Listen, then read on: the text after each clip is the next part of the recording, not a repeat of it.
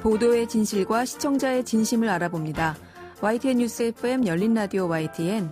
저는 프로듀서 김양원입니다. 이제 나흘 앞으로 다가왔죠. 4.7 재보궐선거. 어제 오늘 사전투표하신 분들도 계실 테고 또 어떤 후보에게 투표를 해야 할지 난 아직도 고민 중이다. 이런 분들도 계실 텐데요. 이번 선거는 주요 후보들이 워낙 대중적인 인지도가 있는 정치인인데다 거대 양당 중심으로 후보가 단일화되면서 후보의 인물 자체는 모두 아실 텐데 공약은 잘 모르겠다. 이런 의견들이 많은 것 같습니다. 선거를 보도하는 언론 역시 인물과 그들이 하는 말을 따라다닐 뿐 정책과 공약 검증에는 여전히 소홀하다. 이런 지적이 있는데요. 잠시 후 재보선을 나흘 앞둔 현재 선거보도 짚어보는 시간 준비하고 있습니다. 4월 3일 토요일 순서 바로 시작하죠.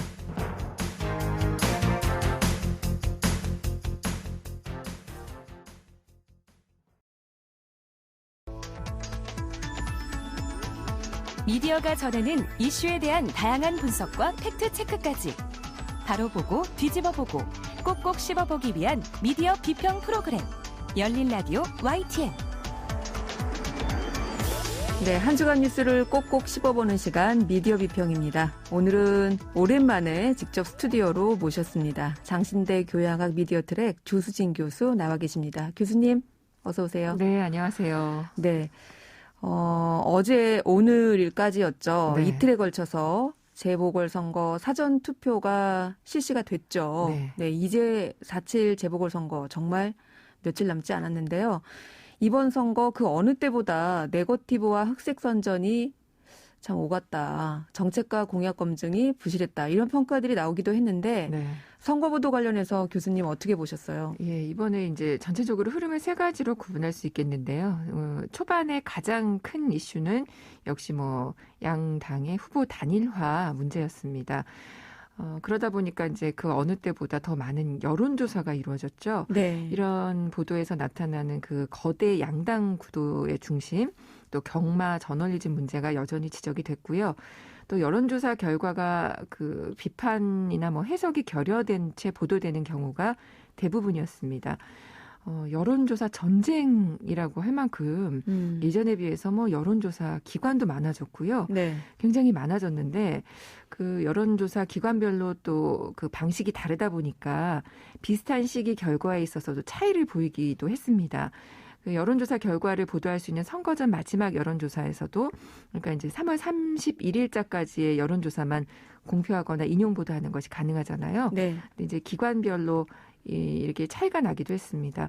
오세훈 후보 대 박영선 후보를 리얼미터는 한 21.5% 차이가 나게 발표를 했고요. 엠브레인은 15.4%, 리서치는 22% 차이로 결과를 발표를 했거든요. 그래서 이에 대해서 언론의 보도가 이거를 이제 할 때 수치에 대한 어떤 해석이나 이런 게 없이 그냥 숫자 나열 또 의미에 대한 해석 이런 것들이 좀 찾아보기 힘들었다는 게 좀 아쉬웠습니다. 네, 특히 이번에는 말씀하신 것처럼 후보 단일화 과정이 여야 모두 사실 좀 지루할 만큼 길었어요. 네, 후보 등록 때까지도 주요 선거 이슈가 되다 보니까 더 아마 그랬던 것 같은데 세 가지로 구분할 수 있겠다고 말씀하셨는데 그 첫 번째 선거보도 양상 그 첫 번째는 후보 단일화가 계속 길어지면서 여론조사도 많았고 그러다 보니 여론조사가 풍요 속의 빈곤이 아니었냐 이렇게 지적해 주신 것 같아요. 네, 그렇습니다. 네,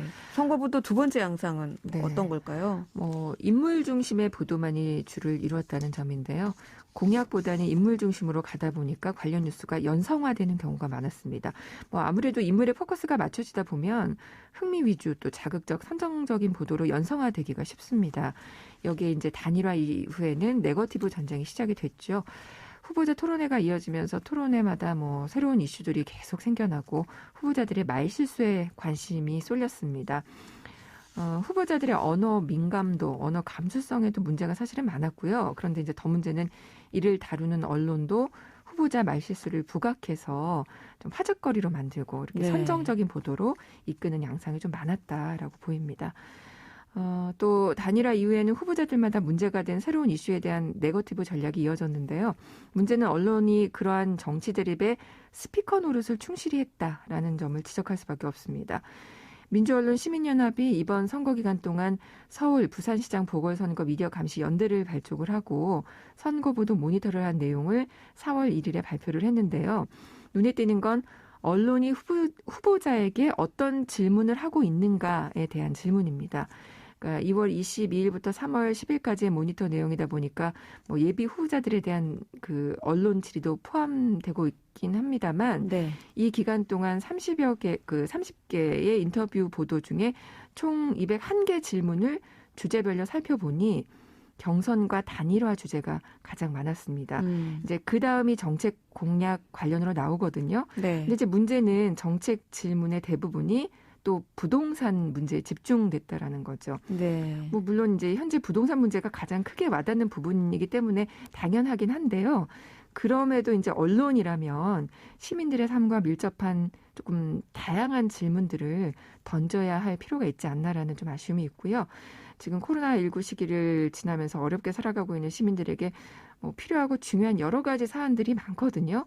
근데 이제 이런 중요한 사안들이 자칫 부동산 이슈로만 가려질 우려가 있기 때문에 조금 우려가 됐습니다. 네. 시장 후보로서의 공약보다는 인물 그 자체에 집중한 보도가 있었다. 또 후보와 진영 간 대립을 그대로 전달하는 데 그치는 이 스피커에 그쳤던 선거 보도 이렇게 연이어서 지적해 주셨습니다. 이 언론에서 정책검증 기획 보도를 일부 한 데도 있었어요. 네. 그런데 이번 선거가 야당은 정권 심판을 내세웠고 또 여당도 부동산 문제와 관련한 잇따른 악재 때문인지 그 후보의 공약을 제대로 얘기하기보다는 변명과 사과를 주로 하는 양상이 펼쳐졌죠. 네. 예, 또 한 가지 또 거대 양당 후보로 단일화가 되다 보니까 양당 구도가 강화돼서 사실 공약 검증은 뒷전이 된 건 아닌가 싶기도 합니다. 네. 그러다 보니까 언론 보도가 선거 공고문만도 못하다라는 그런 비판의 목소리도 나왔습니다. 참 이런 얘기를 들을 때마다 참 안타깝다는 생각이 들었는데요. 언론이 언론의 기능을 제대로 하고 있지 못하기 때문에 받는 비판인 겁니다. 언론이 후보들 또 정당의 스피커 노릇을 하고 중계만 하는 경우가 많았습니다. 이게 이제 언론의 환경 감시 기능, 상관 조정 기능이라는 아주 기본적인 그 저널리즘 원칙이 상실돼서 나타나는 현상인데요. 네. 공약이 발표되면 뭐 그 공약이 과연 실현 가능한 것인지 또 민생에 어느 정도 중요한 문제인지를 살펴보고 분석 비판할 수 있어야 하는데 그런 기능이 이제 부재하다 보니까 생겨나는 일입니다. 심지어는 뭐 이번에 인터뷰 기사에 질문 없는 인터뷰도 등장했다라는 지적도 나왔는데요. 네. 질문하고 인터뷰한 내용을 정리하고 이제 분석한 게 아니라 그냥 후보자가 한 말을 받아쓰기만 했다는 겁니다. 그러니까 받아쓰기만 하다 보면 후보자가 이야기하는 공약들이 이게 과연 실현 가능한 것인가 이런 것들은 더더욱 다룰 수가 없는 거죠. 네, 이번 선거는 특히나 더 어떤 정치적인 공방이 많이 오갔던 선거가 아니었나 이런 생각을 해보는데요. 네. 사실 이 교수님께서 4.7 재보선 선거보도 양상을 짚어보겠다라고 했을 때부터 좀 예상은 됐습니다만 네. 이번 선거 보도도 칭찬보다는 좀 비판을 많이 해주셨던 것 같아요.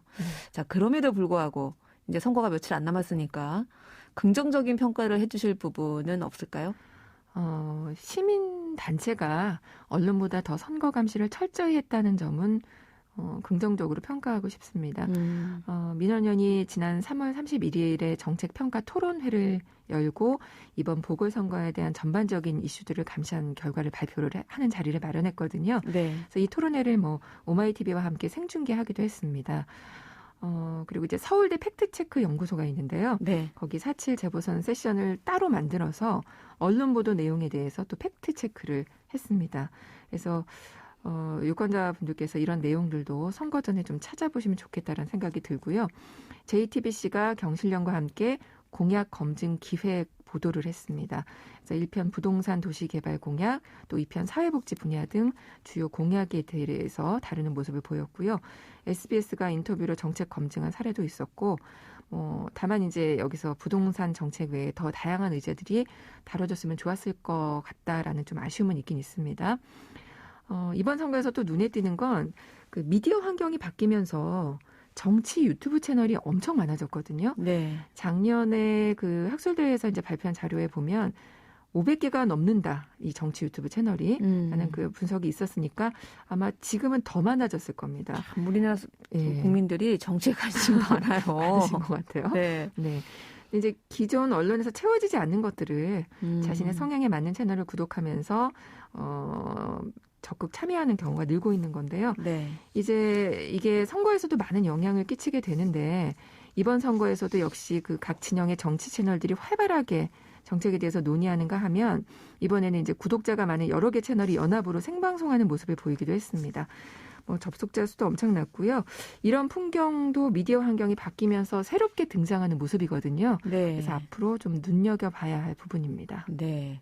이 선거 보도에서는 공약 검증이 사라져서 좀 아쉬웠지만 그럼에도 이 시민사회계에서는 정책 검증을 위한 노력들이 꾸준히 계속됐다. 이렇게 평가를 해주셨고 또 정치 유튜브가 상당수 늘었다는 거는 우리 정치에 대한 시민의 관심이 그만큼 높다는 거를 네. 보여주는 게 아닌가 싶은데 네. 자, 이제 사전 투표에 이어서 서울과 부산 두 곳의 대한민국 대표 도시에서 이루어지는 이 재보선 투표 코앞입니다. 이제 선거 막판 어떤 선거 보도가 있어야 할까요? 네, 얼마 남진 않았지만 각 후보들이 던지는 그 의혹들을 좀 검증 없이 전달만 하고 받아 적기만 하는 것에 그치지 말고 또 혹은 그 민생의 중요한 사안에 대해서 시민들의 분노만 키우고 나몰라라 하는 식의 해결책, 대안 없는 분노 키우기 보도는 좀 그만했으면 좋겠고요. 정책 위주의 제대로 된 검증된 보도, 중요한 건 시민들의 알 권리를 충족하고 있는가에 대한 그런 고민들이 조금 더 있었으면 좋겠습니다. 조금 전에도 말씀드렸지만 이제 미디어 환경이 변화하고 채널들이 넘쳐나고 있거든요. 네. 그리고 시민들의 눈높이도 상당히 높아졌습니다. 그래서 더더욱 앞으로는 그 저널리즘의 기본 원칙, 환경을 감시하고 제대로 비판하고 분석하는 그런 기본 원칙이 잘 지켜지는 언론이 살아남지 않을까 이런 생각이 듭니다. 네. 오늘은 얼마 남지 않은 4.7 재보궐선거 관련 보도들 점검해 봤는데요. 남은 주말과 휴일 동안에 아직 결정 못하신 분들 어떤 후보를 선택할 것인지 저희 방송 들으시고 도움이 조금 되셨길 바랍니다.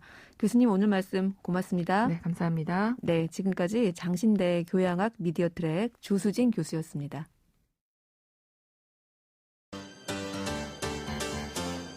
열린 라디오 YTN에서는 시청자 여러분의 목소리를 듣습니다. 참여 신청과 의견은 유료 문자 샵 0945, 우물정 0945나 YTN 라디오 프로그램 열린 라디오 YTN 게시판을 통해 남겨주세요.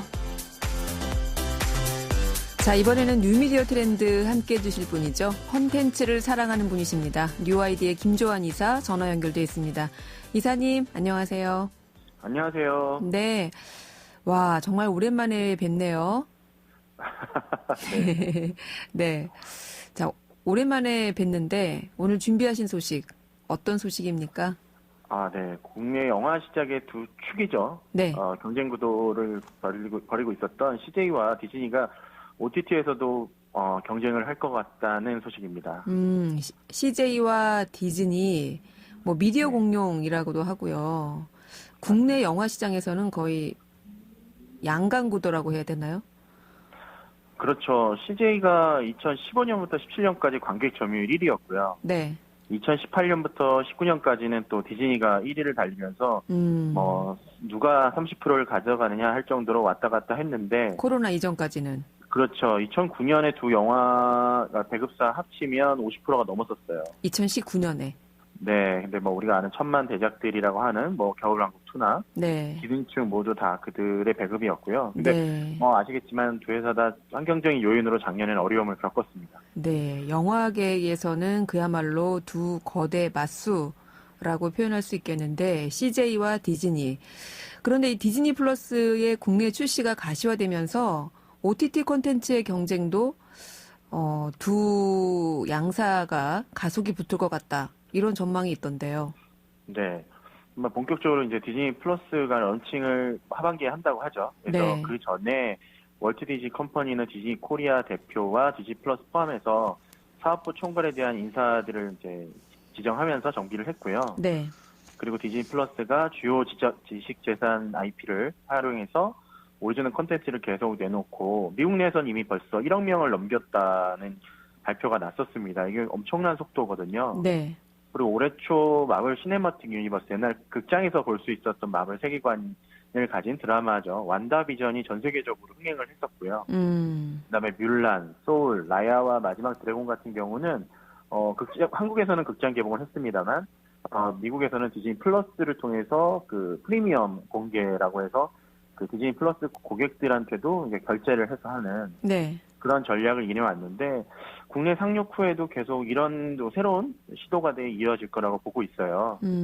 그리고 이제 디즈니 플러스의 국내 오리지널 콘텐츠에 대해서는 아직 정확하게 공개된 건 없지만 뭐 이제 투자한다는 소식도 들리고 있고요. 네. 뭐 1,000만 관객을 이끌어낸 디즈니와 그리고 넷플릭스의 공격적인 국내 투자를 볼 때 국내 공식 출시 후에는 뭐 오리지널 콘텐츠 라인업도 상당히 추가될 거라는 소식이 있습니다. 네, 디즈니사에서 공식적으로 출범한 OTT 서비스가 디즈니 플러스인데 네. 여기까지는 이제 디즈니 플러스 얘기고 CJ도 사실 티빙이라는 OTT가 있잖아요.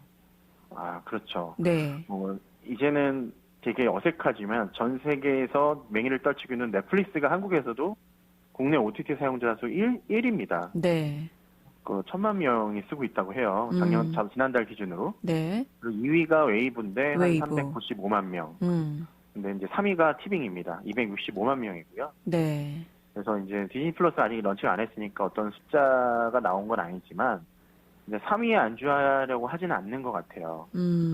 올해 최근에 발표한 내용에 따르면 3년간 콘텐츠 제작에, 그러니까 이제 티빙 기반으로 한 콘텐츠 제작에 4천억 원을 투자한다는 계획을 발표했고요.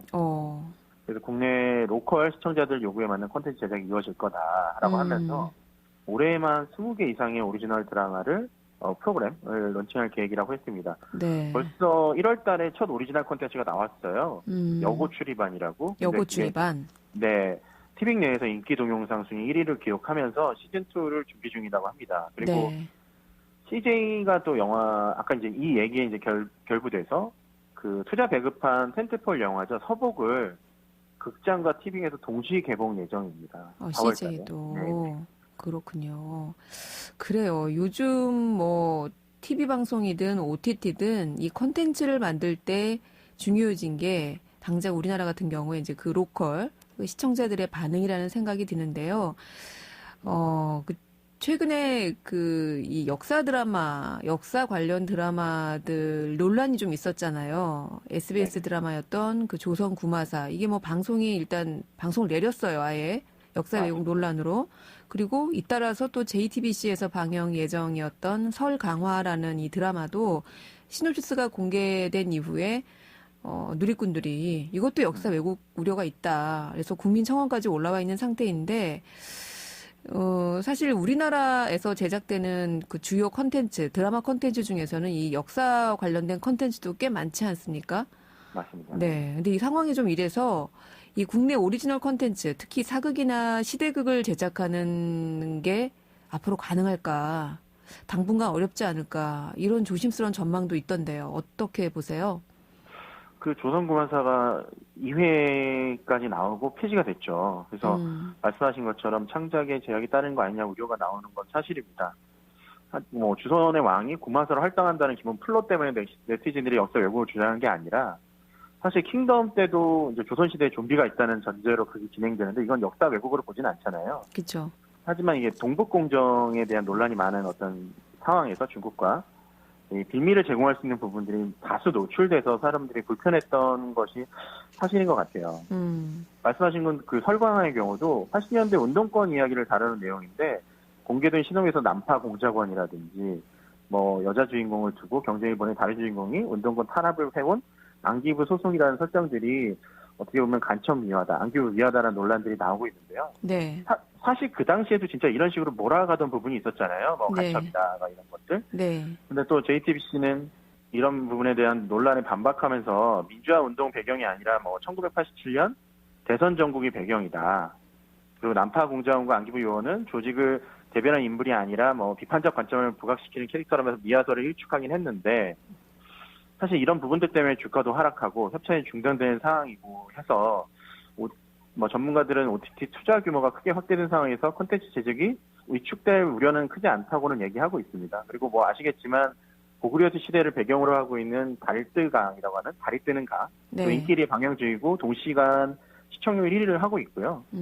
KT 시즌 같은 경우도 최초 미드품 드라마나 한국 최초의 사극 히어 웹드라마 같은 뭐 다양한 시대극 지평을 넓혀가는 걸 제작하고 있어서 또 KBS도 대하사극을 부활시킬 것이라는 또 검토도 하고 있거든요. 네. 뭐 유튜브라든가 이런 플랫폼에서 예전에 만들었던 사극을 계속 시청하는 움직임들도 보이고 있어서 이런 부분에 대한 니즈는 있다라고 생각을 하는 것 같습니다. 네. CJ와 디즈니 OTT 콘텐츠 얘기를 하다가 이게 최근에 있었던 그 역사 왜곡 우려 그 드라마들 때문에 어떻게 보면 이런 이 OTT의 플랫폼에서도 자체 오리지널 콘텐츠, 특히 우리나라에서 제작되는 시대극들 제작에 좀 어려움을 겪지 않을까 이렇게 여쭤봤는데 뭐 그렇게는 보고 있지 않다 이렇게 말씀하신 것 같아요. 근데 뭐 이런 우려랑 시청자의 꼼꼼하게 보고 있다는 건 정말 사실인 것 같은 게 드라마 최근에 이제 화제 드라마죠. TVN에서 방송하고 있는 빈센조 같은 경우도 네. 그 PPL이 논란이 좀 됐었죠. 왜냐하면 이제 PPL 자체를 논란하는 경우는 없는데 이게 중국의 한국식 비빔밥 회사의 그 PPL이 나오면서 네. 논란이 나왔고 VOD에서 그 부분을 삭제하기도 했고요. 이런 배경으로 하면 뭐 김치나 한복, 비빔밥 땀 등이 중국의 것이라고 이제 주장하는 그 반중 정서가 심화돼서 네. 그 뭐 향후에는 중국 원작 드라마 같은 경우 제작이 어렵지 않을까 하는 우려 등을 존재하는 것은 사실입니다. 네, 그래요. 이 사실 최근에 이 중국과의 그 역사 왜곡 논란 이런 것들 때문에 연관된 것들이 계속 문제가 되다 보니까 이게 이슈가 됐었는데 앞으로는 사실은 컨텐츠 제작할 때도 참 뭐 어려움은 없을 거다라고 얘기하셨지만 제작자 입장에서는 정말 꼼꼼히 봐야 될 게 많은 것 같다 이런 생각은 좀 하게 됩니다.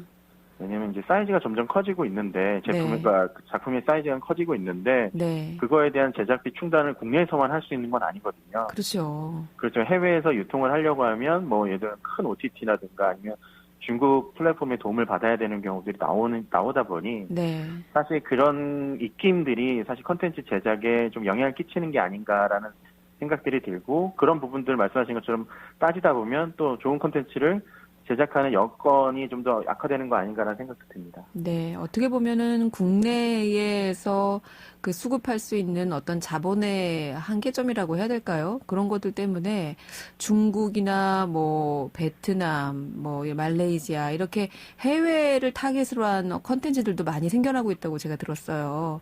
네네. 근데 그런 데 있어서 진짜 역시나 이런 부분들이 많이 좀 고민해야 될 지점이 아닌가 이런 생각이 듭니다. 자, 마지막으로 오랜만에 화제 영상 소개해 주셔야죠. 이게 또 대한민국 지금 네티즌들의 이슈처럼 미국도 네티즌들의 요구 따라서 그 폐지되는 뭐 영화가 네. 다시 나오는 이런 사태가 발생을 했는데요. 그래요? 네, 뭐 HBO Max를 통해서 공개된 그 잭 스나이더의 저스티스 리그가 그 좀 화제의 영상입니다. 네. 무슨 일이 있었던 거예요? 저스티스 리그라는 영화는 들어본 적 있으실 거예요. 네, 그게 네. 히어로들이 4년 전에 네. 개봉한 영화예요. 네. 네. 근데 그때 원래 이제 그 감독이 여러 가지 뭐 경영진들의 압박과 그다음에 그 당시에 딸이 교통사고로 죽어서 사고를 당해서 도중에 하차하고 다음 감독이 그 영화를 개봉했었습니다. 근데 그 후에 감독이 조스 웨돈이 메가폰을 잡았는데요. 네. 그 감독이 영화를 많이 이제 변경을 하면서 DC 세계관이 좀 달라졌다. 그리고 잭 스나이더가 만든 영화는 이것과 다를 것이다라면서 잭 스나이더의 저스티스 리그를 다시 제작해 달라라는 청원 같은 게 있었어요. 그래가지고 최근에 HBO Max가 네. 워너미디어를 통해서 그 OTT가 런칭을 하면서 잭 스나이더 감독판의 저스티스 리그를 작은 제작비를 통해서 다시 제작을 해서 공개된 겁니다. 네. 이 컨텐츠가 4시간짜리거든요. 되게 긴데요? 네. 왜냐면 이번에는 이제 다 이제 어떻게 보면 경영진의 압박 없이 자기가 찍었던 영상들을 다 공개한 거예요. 마음껏. 네, 극장에선 사실 4시간짜리 공개하기가 어려운데 네. 이 OTT를 통해서 공개를 한 거죠. 네. 그랬군요. 이게 참 아까 우리나라에서도 누리꾼들, 시청자들의 요구에 의해서 그 드라마가 폐지되고 막 이런 것들을 이야기를 했는데 여기는 거꾸로 그 시청자들의 민원, 요구에 의해서 감독이 다시 복귀하는 맞습니다. 그런 일이 있었던 거군요. 자, 그러면은 이렇게 OTT를 통해서 공개된 스나이더 컷 네. 보셨어요? 저는 나오자마자 봤는데요. 네. 그냥 개인적인 소견으로는 훨씬 나은 컨텐츠가 아니었나. 그리고 사실 지금까지 DC가 마블에 비해서 세계관의 연결이나 이런 부분들이 미약하다라는 평이 많았고, 그다음에 그 히어로들의 서사가 부족한 게 아닌가라는 얘기가 있었는데, 이번에서는 그거 모든 걸 다 해소했다는 평이에요. 그래서 뭐 예를 들면 사이보그 같은 경우는 극장판에서 존재가 좀 드러나지 않는데, 네. 거기서는 핵심 인물로 나온다든지, 네. 아니면 뭐 플래시가 이제 그냥 개그 캐릭터가 아니라 굉장히 중요한 역할을 한다든지 이런 부분들이 나오면서, 네. 그리고 마지막 부분에 더 나은 더 큰 위협이나 그리고 더 많은 히어로들이 좀 공개되는 부분들이 나오거든요. 네. 그러면서 뭐 많은 사람들이 재밌게 봤다고 하지만 또다시 다음번에 그 스나이더의 스나이더 버스라고 하는 스나이더 세계관을 부활시켜달라는 또 청원이 또다시 이어지고 있습니다. 지금도요? 네, 왜냐면 이걸로 만족스럽지 못하다. 다음 것도 만들게 해달라. 우리는 다음 편을 또 원한다. 네, 지금 보니까 이게 너무 괜찮았으니까 다음 편도 살려달라라고 하고 있는데, 또 이제 제작사에서는 여기까지다라고 얘기를 하고 있는 상황이고요. 그래서 또다시 캠페인을 계속 하고 있습니다. 어떻게 캠페인을 진행하고 있어요? 네, 해시태그로 리스토어 더 스나이더 버스라고 하는 캠페인을 모든 트위터나 페이스북이나 인스타그램에서 관련된 글들을 계속 올리면서 워너미디어를 압박을 하고 있고요. 리스토어 스나이더 버스. 네, 리스토어 더 스나이더 버스라는 캠페인인데요.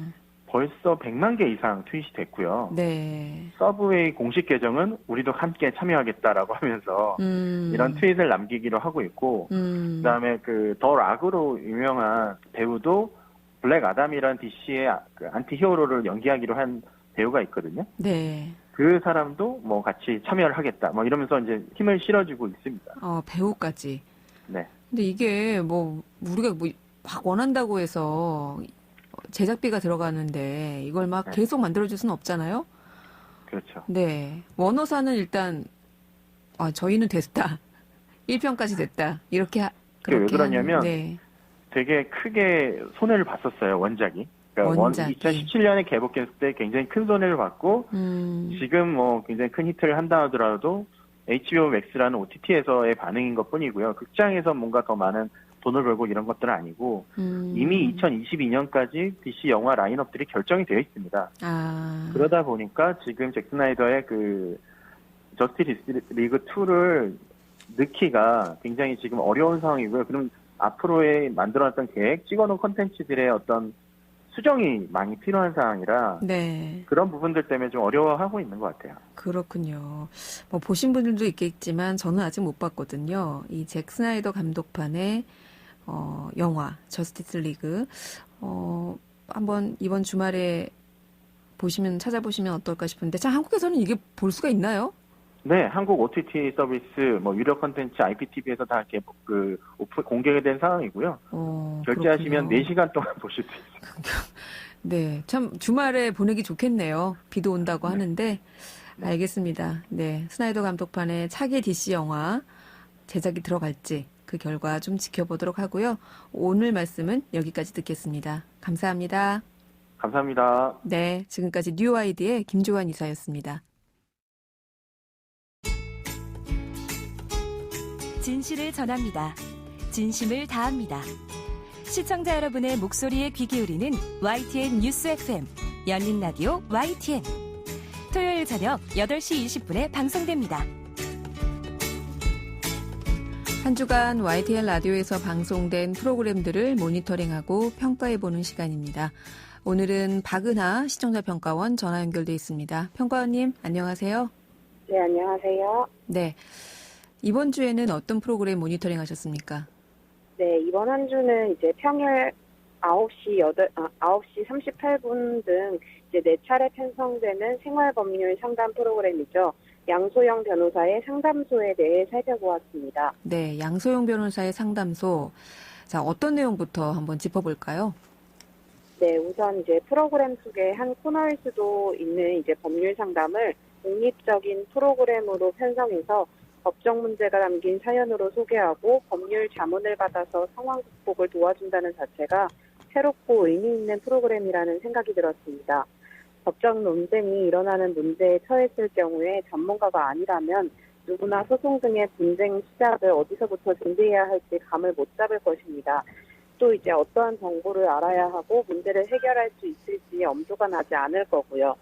이제 어느 누구나 이제 겪을 수 있는 고민들을 해결하고 이 사례들에 대한 구체적인 도움 방법인 이제 전문 법률 상담 프로그램을 만들었다는 점을 긍정적으로 평가하고 싶습니다. 네, 프로그램의 기획 의도 자체가 참 시적절했다 이렇게 평가하신 것 같은데 직접 들어보시니까 양소영 변호사의 상담소 청취자가 가진 고민이나 이런 것들을 좀 덜어주던가요? 네, 그랬습니다. 이제 먼저 이제 3월 22일 월요일에 방송된 사연에 대해 말씀드리고 싶은데요. 이제 요즘 이제 연예계 그리고 스포츠계에서 이제 과거 학교 폭력에 대해 폭로가 이어지면서 뜨거운 이슈가 된 학교 문제에 대해서 다루었습니다. 이날 방송의 경우 학교 폭력 사연에 대한 법률 상담보다는 이제 학교 폭력의 유형을 다루는데 방송에 많은 부분이 할애되었던 것 같아서 그 부분이 조금은 아쉬웠는데요. 이제 3월 26일 금요일 방송에서도 비슷한 사연의 학교 폭력 문제를 다루었는데요. 방송에서 다루고 있는 사연과 문제점이 다양하지 못한 것도 아쉬웠던 부분입니다. 또 이날 방송에서는 이제 학교 폭력 문제에 대해서 다루다가 학교 폭력과 미투를 줄여서 학투라고도 하던데 이제 최근 지성용 선수의 학투 문제를 다루기도 했고요. 또 이제 학투가 형사소송, 민사소송이 함께 진행될 때의 상황 등 학교 폭력과 관련된 방대한 법적 쟁점들을 다루었습니다. 그러다 보니 이제 내용 전환이 계속돼서 사례를 소개할 때마다 다소 산만했던 측면도 느껴졌는데요. 물론 이제 방송에서 다뤄진 각각의 사연들은 서로 유기적으로 연결되어 있는 내용이기도 했지만 이제 명확한 분석이 되지 않는 상태에서 다음 주제로 넘어가는 듯해서 사안의 본질이 무엇이고 진행과 결말에 대한 상황 설명은 적었기 때문에 전반적인 내용을 이해하기 어렵기도 했습니다. 네, 학교 폭력에 대한 법적인 논점을 바탕으로 여러 가지 내용들이 설명되려다 보니까 이해하는데 좀 혼란이 있을 수도 있겠다 이런 평가셨고요. 다른 부분은 어땠을까요? 네, 이제 다음은 이제 3월 23일